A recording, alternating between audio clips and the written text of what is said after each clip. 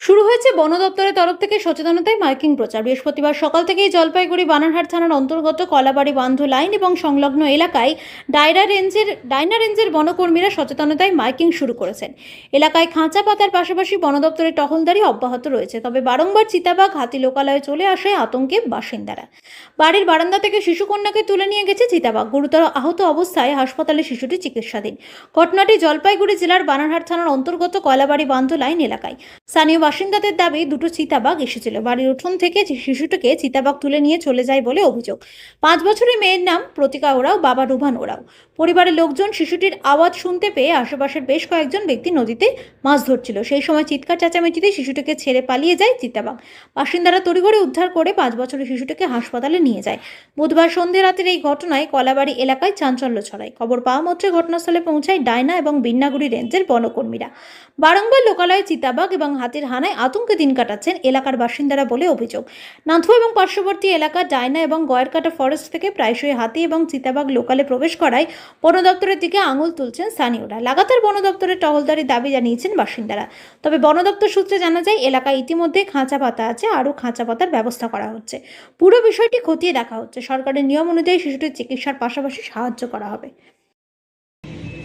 तो मम्मी बिछाना लगाने गया। उसके बाद में बहन बैठा था तो तेंदुआ घर के अंदर आके बहन को उठा के लेके चला गया। मम्मी को आवाज़ लगाया एक बार, मम्मी बाहर निकल के देखा झील की तरफ ले जा रहा है, जंगल की तरफ। मम्मी ने हल्ला किया तो हम लोग आया और नदी से जाकर बहन को लेकर आया। आपका नाम? ओम बहन का नाम? प्रतिज्ञा उराव। कहाँ कहाँ चोट लगा बहन को? गला की तरफ, कान में, छाती में।